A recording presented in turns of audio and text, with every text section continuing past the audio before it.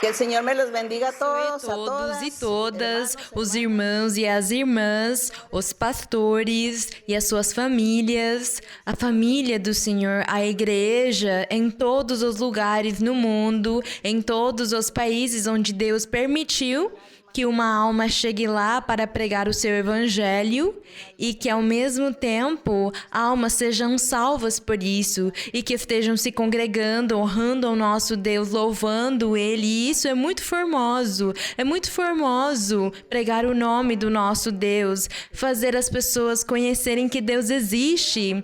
Por isso damos a honra ao nosso Deus. Podem se sentar, podem cada um de vocês sentarem nos seus lugares.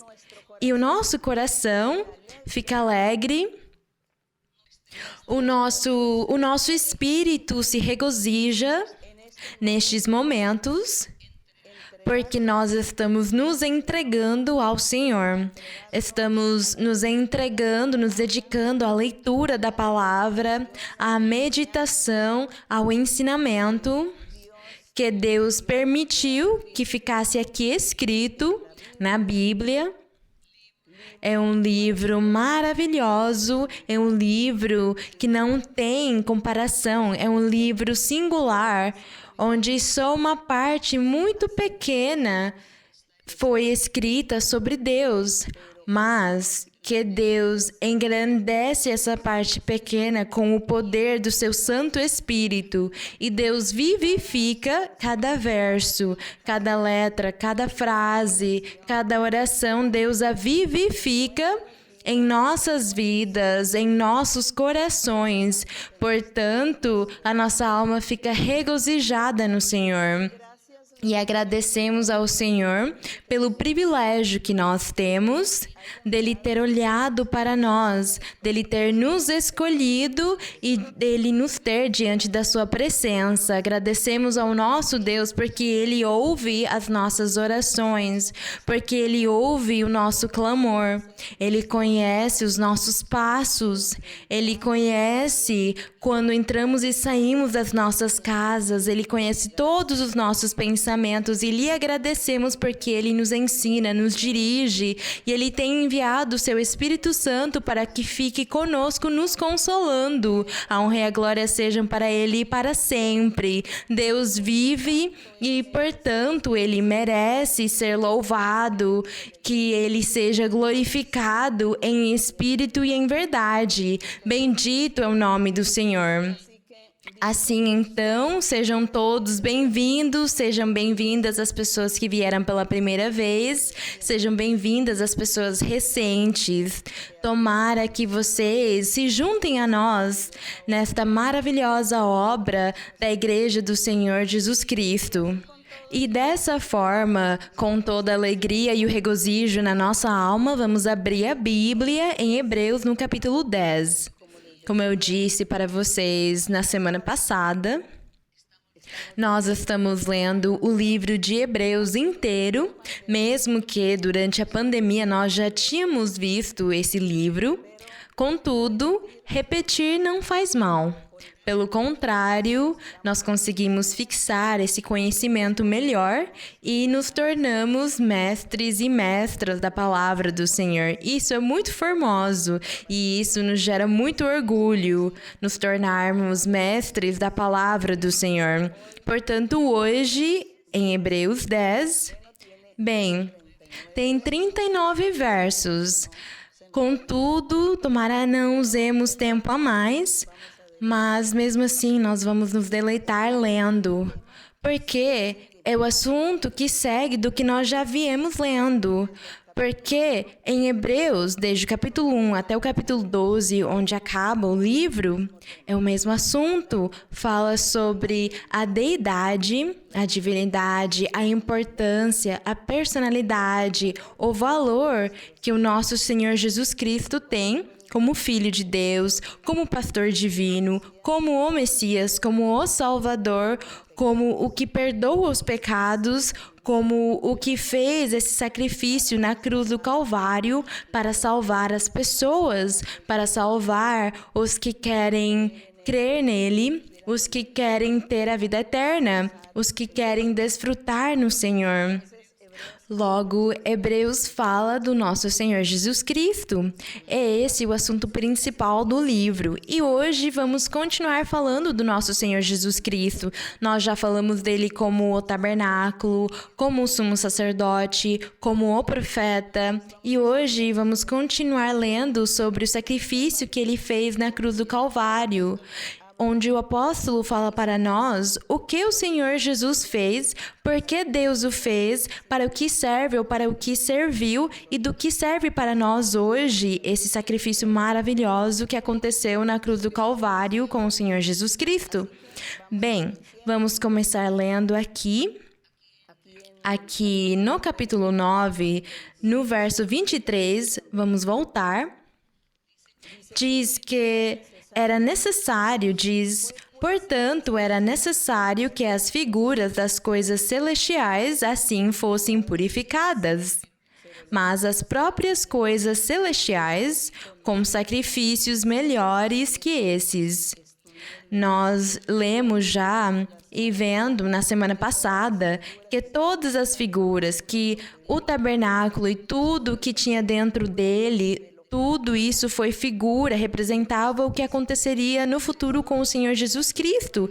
E que, mesmo sendo uma figura e uma simbologia, tudo isso teve de ser purificado por meio do sangue dos sacrifícios dos animais. E diz aqui que se essas coisas físicas e materiais, que eram uma figura do futuro, tiveram de serem purificadas, ainda mais teriam de ser purificadas as coisas celestiais, que é o Senhor Jesus Cristo agindo pessoalmente na terra, pregando, ensinando a lei de Moisés, praticando a lei de Moisés e também começando a ensinar sobre o reino dos céus, fazendo a pregação do Evangelho. Essas coisas celestiais, diz aqui, que também tinham de serem purificadas por meio de sangue, os crentes, os seguidores do Senhor. E isso aconteceu lá na cruz do Calvário com o sacrifício que o Senhor fez, porque diz na Bíblia que ele derramou o seu sangue, e com o seu sangue limpou e purificou todos os que creriam nele daí para frente. Por isso, nós hoje também temos sido acolhidos por essa bênção tão grande de sermos purificados por meio do sangue do Senhor, de uma forma espiritual, porque tudo é espiritual. Antigamente era tudo físico e material, mas hoje tudo é espiritual. Por isso diz aqui que o Senhor Jesus Cristo já entrou nesse santuário. Diz aqui que ele não entrou num santuário feito por mãos físicas, ele entrou num santuário espiritual. Por isso, nós falamos desse tabernáculo físico que simbolizava o tabernáculo de hoje, que é espiritual. Porque o tabernáculo, o templo, o santuário do Senhor hoje é o coração das pessoas que amam e creem em Deus, os que amam e querem obedecer ao Senhor em tudo. Por isso, agora sim, vamos começar lendo o capítulo 10, onde continuou o ensinamento, destacando a obra do Senhor Jesus Cristo e destacando que na antiguidade Deus teve de fazer todas essas coisas físicas e materiais para substituir e para dessa mesma forma fazer a simbologia, a semelhança fisicamente do espiritual que ele faria, que é o que nós vivemos hoje com o Senhor Jesus Cristo. E assim, no capítulo 10, no verso 1 de Hebreus, diz: visto que a lei, quer dizer, aqui fala sobre a lei de Moisés, a lei tem a sombra. Diz que a lei de Moisés tinha a sombra dos bens vindouros ou futuros e não a representação exata das coisas. Diz aqui que a lei de Moisés não tinha a representação exata das coisas. Nunca poderão, pelos mesmos sacrifícios que continuamente se oferecem a cada ano, tornar perfeitos os que se aproximam. Diz que a lei de Moisés nunca conseguiu, por meio dos sacrifícios dos animais, o derramamento do sangue, mesmo a cada ano o sumo sacerdote aspergindo o povo com o sangue para o perdão dos pecados. Diz que nem com tudo isso a lei não conseguiu aperfeiçoar ninguém, não conseguiu fazer ou deixar ninguém perfeito diante de Deus. De outra maneira, no verso 2, cessariam de se oferecer, pois, uma vez purificados os que tributam tal culto, já não teriam qualquer consciência de pecado. Aqui o apóstolo nos quis fazer entender que naquela época tinha pessoas que se opunham ao ensinamento, e eles não queriam crer ou acreditar que a lei de Moisés tinha acabado, que esses sacrifícios dos animais tinham acabado, que tinha acabado o culto que era feito nesse templo físico. Eles não queriam aceitar isso. Por conseguinte, o apóstolo lhes disse que se esses sacrifícios e tudo que era feito nessa época tivesse aperfeiçoado ou limpo alguém na sua consciência dos pecados que tinham, se as pessoas pudessem ter começado a viver uma vida santa e reta diante de Deus, não houvesse sido necessário que o Senhor Jesus Cristo viesse para realizar essa obra maravilhosa que o ser humano não conseguiu fazer. Logo diz que, se fosse assim, teria sido em vão o que o Senhor Jesus fez, mas como a lei de Moisés não conseguiu tornar ninguém perfeito, por isso Cristo Jesus teve de se sacrificar e fazer essa obra, esse ministério, esse trabalho, essa função dele de vir, se tornar, se fazer um ser humano para conseguir estar entre os seres humanos e cumprir com esse projeto que Deus já tinha planejado desde antes da fundação do mundo. E assim, no verso 3 diz: porém, nesses sacrifícios a cada ano se faz recordação dos pecados, porque o sangue dos touros e dos bodes não pode tirar os pecados. Por isso, entrando no mundo, diz: o Senhor Jesus Cristo disse, ele disse por meio dos profetas, neste caso é por meio do rei Davi, ele disse: sacrifício e oferta não quiseste. O Senhor falou isso para o Pai. Sacrifício e oferta não quiseste, quer dizer, tudo que a lei de Moisés mandava as pessoas praticarem, mas me preparaste um corpo. O Filho de Deus disse ao Pai, ele disse: tu não quiseste mais os sacrifícios e as ofertas que o povo oferecia a cada ano, ou o sumo sacerdote oferecia a cada ano, tu não quiseste elas mais. Por isso me preparaste um corpo. Por isso quiseste te tornar um ser humano e tomar uma carne, um corpo como os seres humanos, se tornar ser humano para realizar essa obra maravilhosa. No 6 diz: em holocaustos e expiações pelo pecado não te comprazes. Então disse: eis aqui venho, ó Deus, para fazer tua vontade.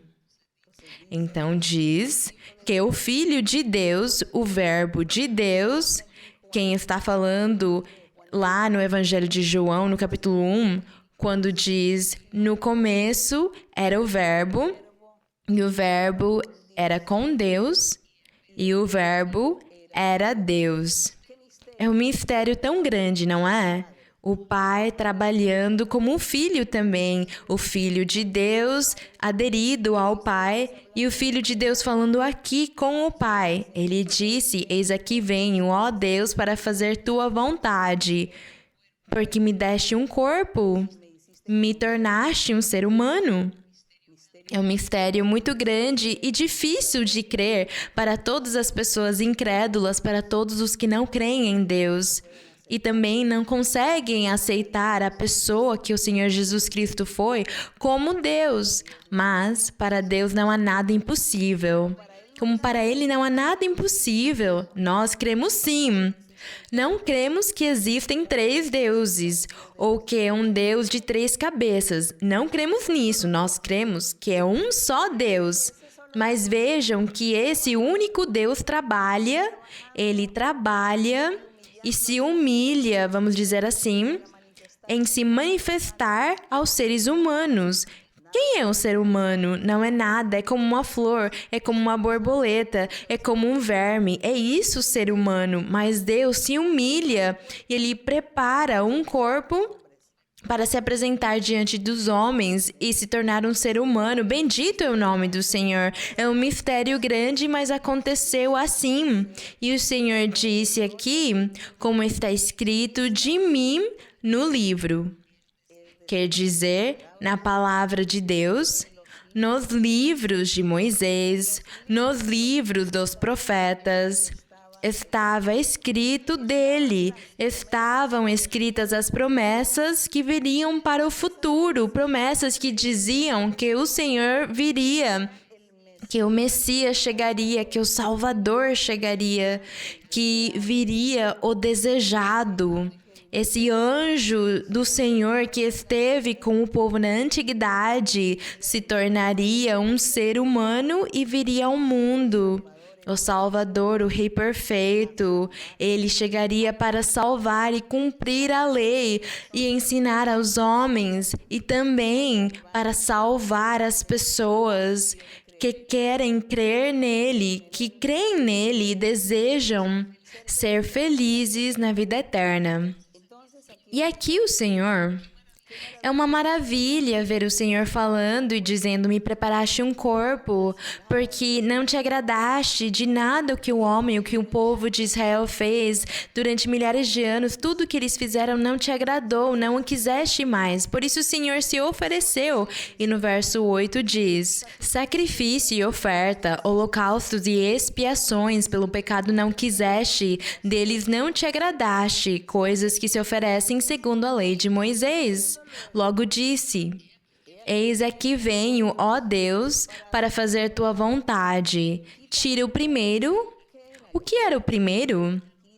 Tira o primeiro. Tira a lei de Moisés. Tira esse método de salvação. Por que era o método de salvação? Porque Deus deu as leis, deu as ordenanças e deu muitas leis a Moisés. E disse a Moisés: ensina ao povo que todos os que cumpram, os que façam a palavra segundo o que eu tenho dito, eles terão vida, eles viverão eternamente. Foi esse o primeiro testamento, a primeira aliança, o primeiro método de salvação. Cumprir toda a lei de Moisés, sem deixar nenhum ponto, nenhuma vírgula que não fosse cumprida. Mas essas coisas nunca aconteceram. Isso nunca aconteceu. Os homens nunca conseguiram cumpri-la. Por isso, o Senhor Jesus diz aqui ao Pai, diz: tira o primeiro para estabelecer o segundo. O segundo método de salvação. O Evangelho verdadeiro do nosso Senhor Jesus Cristo. Quem crer em Cristo, como o Filho de Deus, e como Deus mesmo, e como o Salvador, como o único caminho que leva à vida eterna, esses serão salvos, esses terão a vida eterna. Porque é esse o novo método de salvação. E assim, eu digo de novo, o Senhor disse ao Pai: tira o primeiro, tira a lei de Moisés, porque esse método de salvação não funcionou, para que nós possamos estabelecer o segundo, o que eu farei, começando desde a cruz do Calvário. Me sacrificarei, derramarei o meu sangue para salvar as pessoas. O verso 10 diz: nessa vontade fomos santificados, mediante a oferta do corpo de Jesus Cristo. Nessa vontade quer dizer na vontade de Deus e do Filho, que tiraram o primeiro para estabelecer o segundo método de salvação, o segundo e o último. E diz que nós fomos santificados mediante essa oferta, porque o Senhor Jesus Cristo se apresentou como uma oferta viva, como um sacrifício vivo, para poder realizar o fazer o plano maravilhoso de salvação dele. E agradecemos ao Senhor por isso. E diz aqui que essa oferta que o Senhor Jesus Cristo se ofereceu, ele mesmo, ele ofereceu o seu corpo e ele o fez uma vez por todas, para sempre. E o 11. E na verdade, todo sacerdote está dia após dia ministrando e oferecendo muitas vezes os mesmos sacrifícios que nunca podem tirar os pecados. Aqui o apóstolo estava apontando para os que naquela época continuavam crendo e continuavam praticando tudo o que tinha a ver com a lei de Moisés. E o apóstolo disse: vocês fazem isso tudo, mas nunca poderão tirar os seus pecados. Isso nunca vai gerar resultados, porque as pessoas continuam no mesmo estado de pecado. E não há perdão, não há limpeza, não há salvação nisso. No verso 12 diz: mas, havendo Cristo oferecido um único sacrifício pelos pecados, porque foi o seu sacrifício, está assentado para sempre à destra de Deus. Ele conseguiu sim, esperando daí em diante até que seus inimigos sejam postos por estrado de seus pés. Quais foram os inimigos dele então? O que foi que aconteceu? O Senhor Jesus Cristo veio, ele se ofereceu, ele fez o sacrifício, ele foi o sacrifício vivo, a oferta viva, anulou um método de salvação e começou o outro, que seria o último. Contudo, ninguém creu nele. As pessoas do seu próprio povo, da sua mesma linhagem, não creram nele, não aceitaram ele, o rejeitaram, o descartaram, e por isso diz que eles se tornaram nos seus inimigos. Eles se tornaram nos inimigos de Deus, nos inimigos do Salvador e do Messias. As pessoas do seu próprio povo, seus próprios irmãos, que se chamavam de judeus, que diziam ser seguidores da lei de Moisés naquela época, eles não creram. Eles descartaram e até o conduziram à morte, o entregaram aos gentios. Fizeram muitas coisas com ele e se tornaram os seus inimigos. Eles são os inimigos. Por isso aqui diz, no verso 13, diz: esperando daí em diante até que seus inimigos sejam postos por estrado de seus pés. Porque o Senhor disse isso no Salmo 110, no verso 1. Vamos ler um momento no Salmo 110, no verso 1, que é onde está a profecia escrita sobre os inimigos do Senhor. No Salmo 110, sem perder a nossa leitura em Hebreus, diz: o Senhor disse ao meu Senhor. Aqui tinha uma testemunha dessa conversa, que estava tendo uma visão, estava tendo uma revelação, e essa testemunha era o rei Davi. Ele estava vendo uma visão e ele viu o Senhor, o Messias, o Salvador. Ele viu se dirigindo, falando com o Pai. Como o Pai já tinha lhe dado um corpo de ser humano, ele falou com o Pai aqui. E o rei Davi, ele estava vendo, ele estava sendo testemunha dessa conversa. E o Senhor disse ao meu Senhor: assenta-te à minha direita, ao meu lado direito, até que ponha teus inimigos por estrado de teus pés. Muitas pessoas provavelmente se perguntam quais eram os inimigos do Senhor. Alguém poderia dizer: é que os inimigos do Senhor são os que não creem no Evangelho. Não, talvez sim, mas não eram esses inimigos que fala aqui. Os seus inimigos, e aqui nós vamos voltar para Hebreus, no verso 13, no capítulo 10, diz aqui que até que seus inimigos sejam postos por estrado de seus pés, e isso aconteceu desde aquela época até o dia de hoje.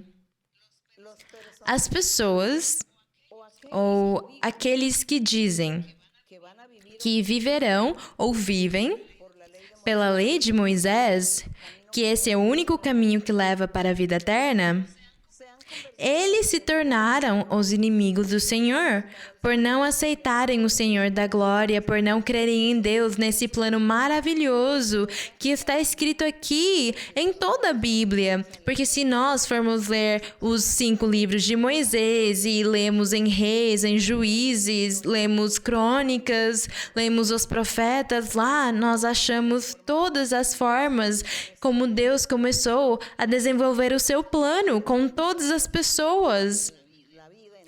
Nas vidas e nos momentos históricos da vida das pessoas, Deus agiu e fez a sua obra maravilhosa e mostrou ao mundo, mostrou para todos que Deus é poder, que Ele é vivo, que Ele existe, que Ele estava lá fazendo o seu plano maravilhoso e continua o fazendo até o dia de hoje, porque Ele quer nos levar para a vida eterna e nos dar felicidade, nos fazer felizes. Glória a Deus!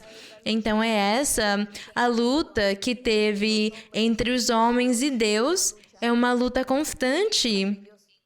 Os incrédulos, os que o menosprezaram, os que se tornaram os seus inimigos, que eram o seu próprio povo, o próprio povo que se dizia ser o povo de Deus, falando na antiguidade, naquela época, há 2000 anos.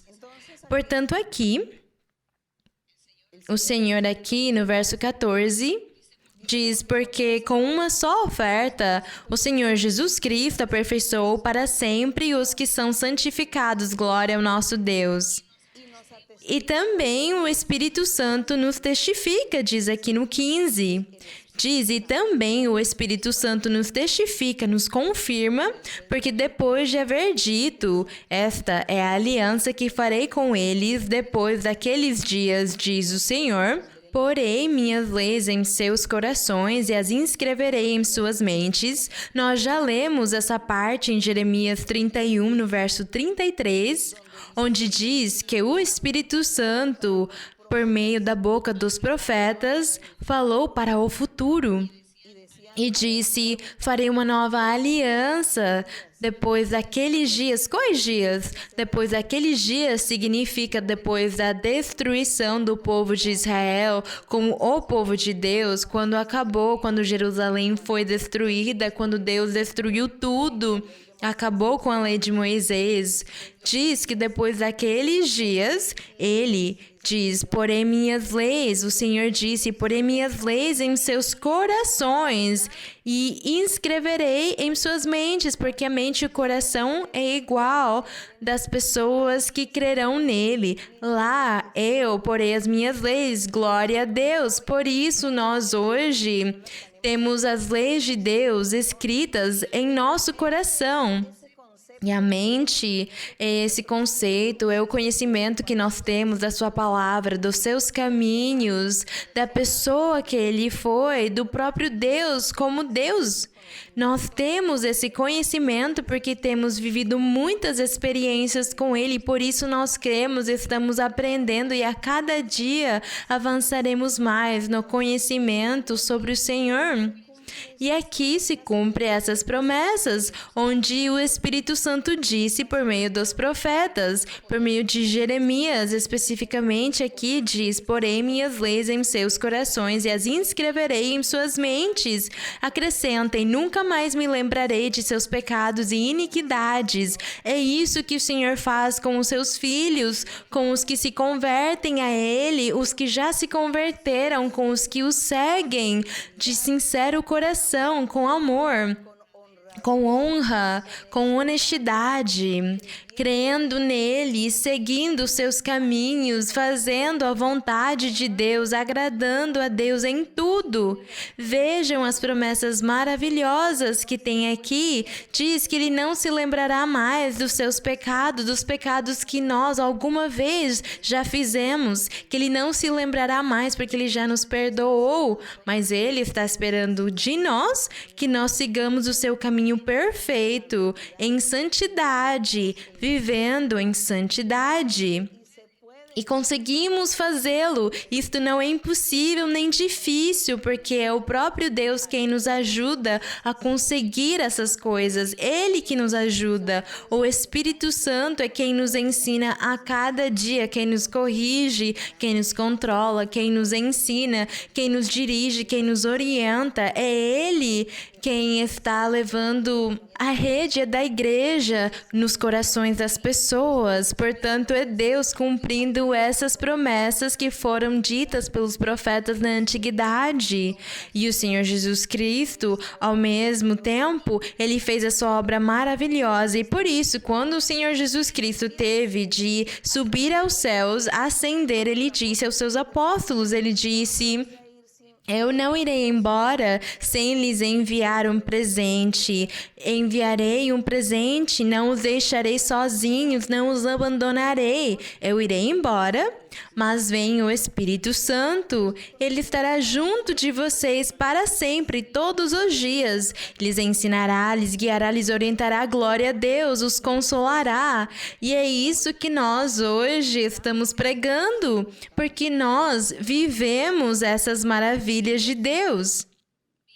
Nós vivemos e experimentamos a presença do Espírito do Senhor nas nossas vidas, nos nossos corações, quando Ele nos ensina a sermos honestos e retos diante de Deus e dos homens, diante também dos nossos semelhantes, do nosso próximo. Honestidade, retidão, sinceridade, perfeição, lealdade, há tantas coisas. É isso a obra maravilhosa desse novo método de salvação, do Evangelho verdadeiro do Senhor Jesus Cristo. Poderoso é o nosso Deus. E aqui no verso 18 diz: pois onde há perdão dessas coisas, já não há oferta pelo pecado. Diz aqui que o Senhor perdoa os pecados de todos os seus seguidores, os seus filhos, a sua igreja, os seus crentes, e somente Ele sabe quem eles são. E diz aqui que Ele não se lembra mais do pecado dos seus filhos, dos seus crentes, porque, é claro, agora eles estão vivendo uma vida santa e reta perante Deus, e um dia estarão com Ele. E no verso 30, quer dizer, no verso 19... diz: portanto, irmãos, tendo inteira liberdade para entrar no lugar santíssimo, que é o que nós falamos semana passada, do que tinha nesse templo físico, que tinha o lugar santíssimo, onde ninguém poderia entrar, senão somente uma vez ao ano o sumo sacerdote. Diz aqui que nesse lugar santíssimo, após o Senhor Jesus Cristo ter feito o seu sacrifício na cruz do Calvário, Ele deu inteira liberdade para entrar no lugar santíssimo. E o que era o lugar santíssimo? O lugar onde Deus falava com um ser humano, com o sumo sacerdote. Naquela época, Deus não tinha comunhão com as pessoas. Deus somente falava por meio dos profetas, ou pelo sumo sacerdote uma vez a cada ano. Mas o Senhor Jesus Cristo, com o sacrifício que Ele fez na cruz do Calvário, diz aqui que Ele já nos deu a todos nós oportunidade de falarmos com Deus, de conseguir conversar com o Senhor. E do nosso Deus também falar conosco. Ele nos falar e fazer promessas para nós, nos abençoar, nos libertar, nos consolar. O Senhor está aqui falando conosco e nós também podemos falar para o Senhor muitas coisas, expressar tudo o que há em nosso coração e na nossa alma, derramar a nossa alma diante da presença dEle. O Senhor Jesus Cristo fez esse milagre de nos dar essa liberdade, de nós conseguirmos ter comunhão com Deus, porque antigamente não havia comunhão com Deus, os seres humanos não podiam fazer isso, eles sempre tinham de ir diante do profeta, do sacerdote, para que ele se comunicasse com Deus e Deus abençoasse as pessoas por meio dele. Por isso diz aqui que o Senhor Jesus Cristo, ele nos deu entrada no lugar santíssimo por meio do sangue que Ele derramou na cruz do Calvário, no 20, pelo caminho novo e vivo que Ele nos abriu através do véu, ou seja, de sua carne. Quer dizer que quando Ele foi sacrificado na cruz e traspassaram Ele, atravessaram Ele com essa espada, com esses cravos, quando colocaram pregos nas suas mãos, Diz aqui que por meio da sua carne, do seu corpo, ele tirou o véu que impedia as pessoas de entrarem no lugar santíssimo, porque isso simbolizava uma coisa espiritual. Diz aqui que esse véu representava a carne dele que morreu por nós, mas graças ao nosso Deus, ele ressuscitou ao terceiro dia. E diz no verso 21, e tendo um grande sacerdote sobre a casa de Deus, aproximemo-nos, diz aqui, nós já temos entrada ao lugar santíssimo. Esse véu já foi tirado. E esse sumo sacerdote permitiu que nós possamos desfrutar de estarmos na casa de Deus, ou de sermos a casa de Deus, de sermos o tabernáculo de Deus, de ter essa comunhão com o Senhor. Então diz no 22... que, tendo todas essas bênçãos que nós não merecemos, mas que Ele deu para nós, aproximemo-nos com sincero coração, em plena certeza de fé, tendo os corações purificados da má consciência e os corpos lavados com água pura. Ele está nos convidando a nos aproximarmos, a crermos no Senhor Jesus Cristo como o Salvador, como o único caminho, como o único sumo sacerdote, como esse ser que tirou esse véu e permitiu que os homens, que qualquer pessoa, homem ou mulher, possam ter comunhão com Deus, possam falar com Deus e desfrutar das suas bênçãos. Mas aqui diz que temos que ter um coração sincero, diz que temos que ter fé, realmente crer, e que temos que saber que a nossa má consciência do que nós fomos na antiguidade, não podemos mais viver assim, não podemos mais nem pensar nisso. Temos que ser puros e limpos diante da presença do nosso Deus em todo o nosso dia a dia. É o que Deus quer de nós, que nós vivamos uma vida limpa no nosso dia a dia. No verso 23 diz, mantenhamos firme, sem vacilar a confissão de nossa esperança, porque quem prometeu é fiel. E consideremo-nos uns aos outros para nos estimularmos ao amor e às boas obras. As boas obras quer dizer não pecar, não praticar os pecados, não fazer o que é mal. Consideremo-nos uns aos outros para nos estimularmos ao amor e às boas obras, não deixando de nos congregar.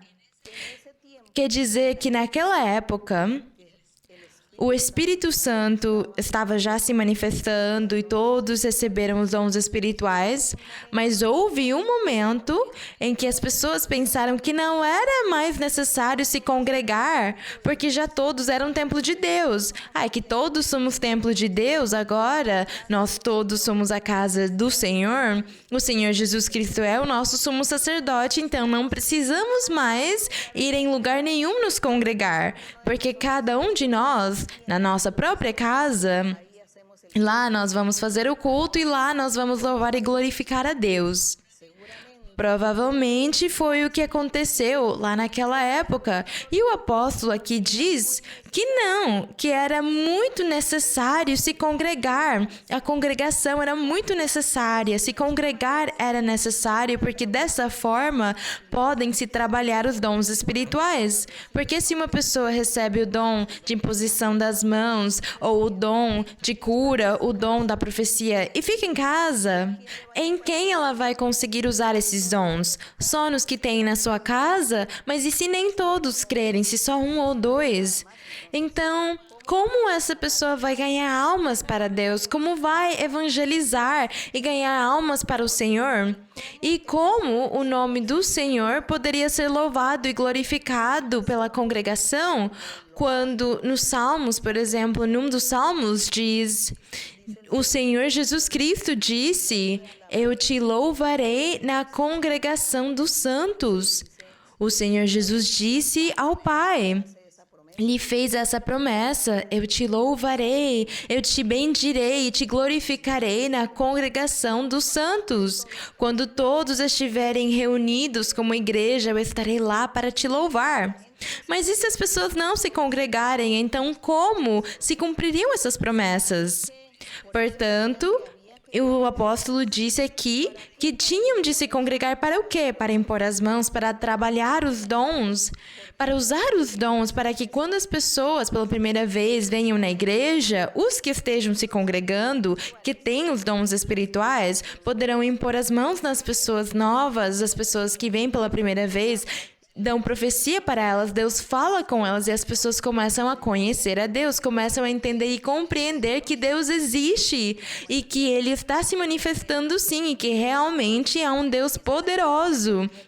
As pessoas vão se converter, elas vêm e vão se tornando a igreja do Senhor. Por isso é tão importante a congregação, por isso é importante se congregar. Não serve de nada você ir morar numa montanha, se trancar numa cova, se isolar numa cova para não pecar. Para não pecar, então você vai morar lá numa cova, porque assim não terá contato com ninguém e não pecará. Assim você não vai fazer nada, você tem que encarar a sua vida, você deve encarar a sociedade, viver em comunidade e encarar as situações com as pessoas, as armadilhas que o inimigo puder colocar e tudo que o mundo oferecer, você tem que encarar e lutar contra isso e ter o poder de dizer: eu não quero fazer isso, eu não quero praticar o pecado, eu quero viver um caminho de santidade, o caminho do Senhor, eu quero ser exemplo, eu quero ser luz para os outros, eu quero ser bom testemunho para todos. É isso que Deus quer. Então, a congregação, quando diz aqui não deixando de nos congregar, diz como é costume de alguns, mas exortando-nos e tanto mais quanto vedes que aquele dia se aproxima. Quer dizer, quando ele diz exortando-nos, é ensinando doutrina, porque cada um receberá a revelação de Deus, cada um receberá a palavra de Deus que deve dar aos outros. É essa a importância de se congregar. Aqui realmente este verso 25 sobre a congregação, não sei por que ele está aqui, porque o apóstolo, ele vinha falando sobre o Senhor Jesus Cristo, sobre a divindade dele, o trabalho que ele fez, e ele diz do nada para as pessoas, para os crentes: por que vocês deixaram de se congregar? Vocês não podem deixar de se congregar. E é verdade que a casa de Deus é o coração das pessoas e que o tabernáculo do Senhor é o coração e que o próprio Senhor é um tabernáculo, isso é verdade. Mas temos que nos congregar para o quê? Eu vou dizer de novo, para que possamos usar os dons espirituais. Glória ao nosso Deus. No verso 26, porque se voluntariamente continuamos pecando, aqui começa um assunto diferente. Aqui o apóstolo, ele começou a falar de um assunto muito diferente. Se voluntariamente continuamos pecando. Eu disse a respeito dos filhos de Deus que o Senhor, ele já se esqueceu dos pecados dele porque já os perdoou e eles vivem em santidade, todos têm se convertido, todos estão se congregando, eles têm os dons espirituais, eles têm a profecia, o discernimento, o dom de expulsar demônios, o dom de expulsar bruxarias e espíritos maus, o dom de curar, não é? O dom de interpretar as línguas, tem todos esses dons, a congregação inteira estão buscando a Deus e andando pelo caminho reto e perfeito, mas acontece que o inimigo pode colocar armadilhas nos caminhos de alguns deles. Ele vem e coloca uma armadilha para alguns com a finalidade de os tirar da congregação, para tirá-los desse caminho de salvação, do caminho que leva para a vida eterna. O diabo vem para destruir a vida espiritual das pessoas dessa forma. Porque se voluntariamente continuamos pecando, depois de termos recebido o conhecimento da verdade, já não resta mais sacrifício pelos pecados. Então, se regredirmos, voltarmos atrás e pecamos depois de termos recebido o espiritual, depois de termos recebido os dons espirituais e Deus ter falado conosco, ter nos feito promessas e ter cumprido para nós, ter nos mostrado uma e muitas vezes que Ele existe, que o seu poder está em nós e que nós temos as suas bênçãos, quando o inimigo vem e coloca uma armadilha no nosso caminho e alguns ou muitos acabam caindo nessa armadilha, recaindo e voltando atrás para o pecado, diz aqui que não resta mais sacrifício do Senhor Jesus Cristo pelos pecados dessas pessoas que regrediram, que voltaram atrás ou estarão voltando atrás. Tomem cuidado com isso aqui. Diz no 27. O que há de aguardar essas pessoas após elas terem desfrutado do espiritual, depois delas terem desfrutado da presença de Deus, o que há no futuro delas? Diz no 27, uma terrível expectativa de juízo e um fogo colérico que está a ponto de consumir os adversários. Aquele que viola, ele dá um exemplo no 28, aquele que viola a lei de Moisés, pelo depoimento de 2 ou 3 testemunhas, morre sem misericórdia. Tinha a pena de morte aplicada. Quem violasse a lei de Moisés, diz, pelo depoimento de 2 ou 3 testemunhas, acabava morrendo. Quanto maior castigo terá quem viole a lei, a palavra, o nome, o sangue do nosso Senhor Jesus Cristo? Qual será o castigo para essa pessoa? Diz no 29. Quanto maior castigo pensais vós que merecerá aquele que pisar o Filho de Deus e tiver por imundo o sangue da aliança no qual foi santificado e ultrajar o Espírito da graça? Quer dizer que menosprezou, pisou o Filho de Deus, pisou no sacrifício que o Filho de Deus fez na cruz do Calvário. E tem por imundo o sangue que ele derramou na cruz. Além disso, diz aqui que ultraja o Espírito Santo, porque se lembrem que nós já tínhamos falado que essa pessoa já experimentou de ter os dons, tem experimentado a obra do Espírito Santo, tem recebido as bênçãos de Deus, as suas promessas, tudo isso. Então diz aqui o que acontecerá com essas pessoas. Portanto, diz no verso 30, diz que há um verso na Bíblia onde diz: minha é a vingança, eu darei a recompensa, diz o Senhor. E outra vez, o Senhor julgará seu povo. Julgará o seu povo, porque eles estiveram diante da presença de Deus, desfrutando de tudo o mais maravilhoso do Senhor, vivendo uma vida santa e reta, e de repente deixaram o diabo vencê-los, deixaram a sua carne, o mundo, as distrações, os prazeres os vencerem, e recaíram, voltaram atrás, regrediram novamente ao pecado. Ele fala sobre um horrível castigo onde não haverá mais perdão dos pecados. No 31 diz: coisa horrível é cair nas mãos do Deus vivo. Coisa horrível é se tornar o inimigo de Deus. Porque aqui também tem os outros inimigos de Deus. Os que andaram no caminho do Senhor desfrutaram de toda a obra maravilhosa do Espírito Santo, os seus dons, o plano de Deus na vida deles, e caíram e novamente voltaram atrás e continuaram a pecar e continuam pecando, eles se tornam inimigos de Deus. E diz aqui que isso é horrível, é muito triste. É horrível cair nas mãos do Deus vivo, no 32, mas trazei à memória os dias passados, nos quais, depois de serdes iluminados, sustentastes grande combate de sofrimentos, por um lado, sendo expostos publicamente a ultrajes e aflições. Por outro, sendo companheiros dos que estavam em situação semelhante.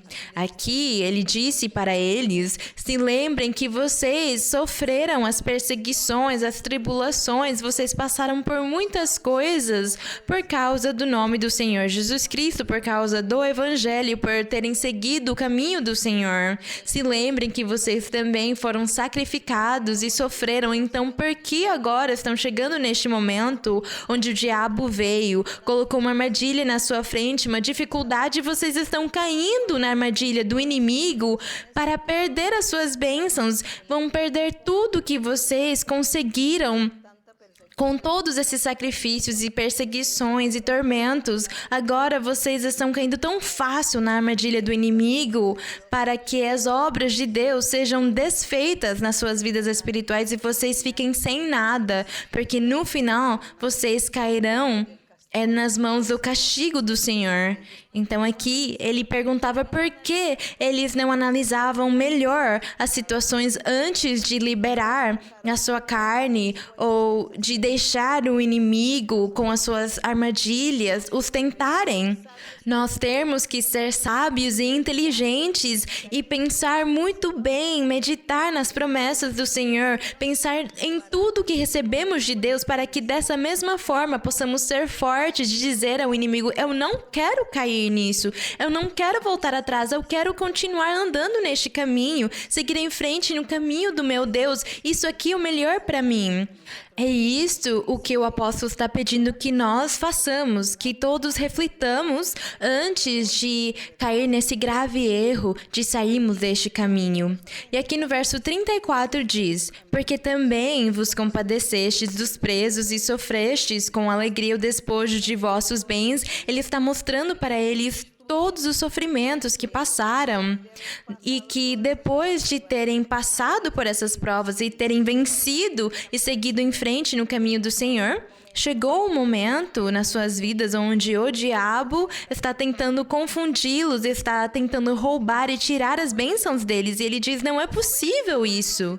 Como nós conseguimos ver aqui, irmãos, as pessoas que estão me ouvindo, isto aconteceu na antiguidade com aqueles crentes naquela época, mas hoje acontece conosco também. Hoje também acontece, é a mesma coisa, é igual. Logo, muitas pessoas não conseguem seguir neste caminho. Elas chegam aos 5, 10, 15 anos de estarem na igreja, se congregando, e voltam atrás, regridem, porque cansam.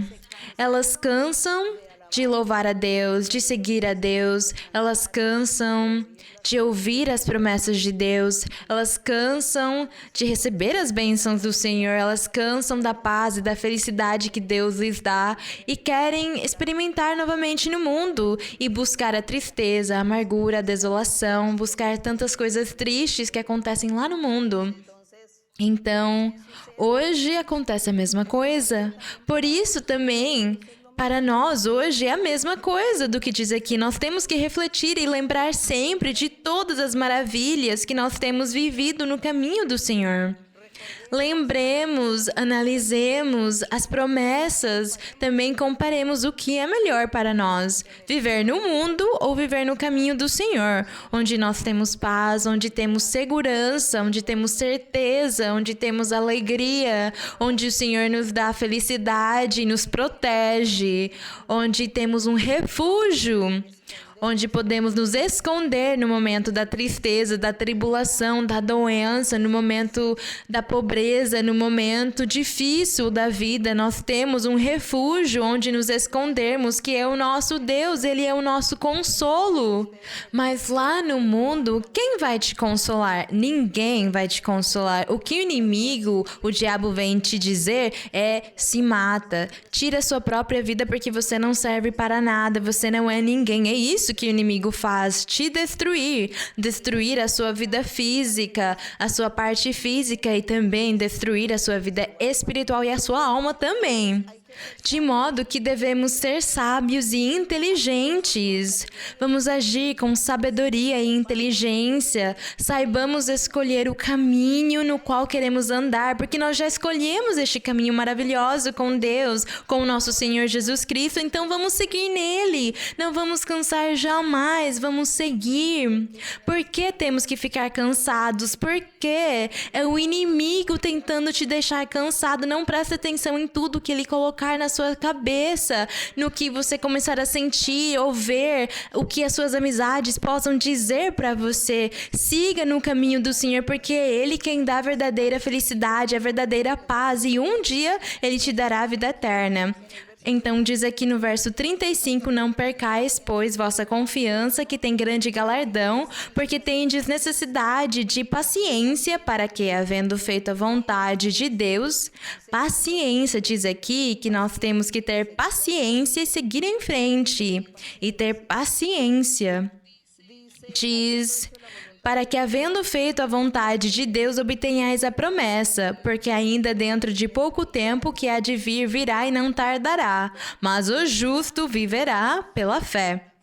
Pela fé em Cristo Jesus, como o Filho de Deus, como um Salvador, como o único caminho que leva à vida eterna. O justo viverá eternamente. Viverá por ter crido nisso. Bendito seja o Senhor. Diz, mas o justo viverá pela fé, e se retroceder, minha alma não se compraz nele, diz o Senhor. Mas não somos aqueles que retrocedem para a destruição, mas os que têm fé para a preservação da alma. Bendito é o nome do Senhor. Glória ao nosso Deus. Nós temos que seguir em frente, temos que pedir ao Senhor forças. Dizer, Senhor, me ajuda, Senhor, porque o inimigo está vindo contra mim, está me perseguindo. O inimigo está me fazendo ver tudo ao contrário do que eu espero de ti. O inimigo está me fazendo ver tudo o contrário e está me desanimando. Eu quero desistir, me ajuda. E você pode orar e pedir ao Senhor lhe ajudar para que você possa seguir em frente e nunca volte atrás, para você nunca perder essas bênçãos maravilhosas que o Senhor tem colocado neste novo método de salvação. Nesta vida, ter a paz com o Senhor, ter a felicidade, ter alguém para nos consolar, ter alguém que seque as nossas lágrimas e que nos dê a vida eterna após a morte. É esse o convite de vocês confiarem e crerem no Senhor. Ele existe. O Senhor Jesus Cristo é o caminho que leva à vida eterna. Leiam a Bíblia e vamos seguir em frente e vamos orar ao nosso Deus, Pai Santo, Pai Celestial, te agradecemos, Senhor. Te agradecemos, Pai Santo, por estas bênçãos que Tu nos deste, por estas bênçãos que Tu enviaste aos seres humanos, às pessoas que creram em Ti, que têm crido, que creem e crerão em Ti. Tu enviaste muitas bênçãos para eles. E nós estamos aqui diante da Tua presença e consideramos que também fazemos parte desse grupo, de privilegiados, de pessoas que têm a oportunidade de conhecerem os Teus caminhos, a Tua palavra, a Tua lei, a Tua doutrina. Te agradecemos, Senhor, porque nós estamos aqui diante de Ti e a cada dia aprendemos mais porque Tu estás nos ensinando, Tu nos diriges, nos corriges, Tu estás te manifestando na vida de cada pessoa, de uma ou outra forma, estás te manifestando e a cada um lhe dás uma experiência nova, uma experiência diferente, com cada um dás uma experiência de umas coisas diferentes, mas nós ficamos felizes quando ouvimos os testemunhos das pessoas, os milagres que Tu fazes nas suas vidas, do consolo, da paz, da felicidade que lhes dás, da forma como Tu resolves os problemas de muitos. E por isso nós ficamos muito alegres e felizes, contentes e nos enchemos de otimismo, de esperança, sabendo, Senhor, que nós também poderemos receber a qualquer momento as Tuas bênçãos, poderemos ter a Tua misericórdia conosco.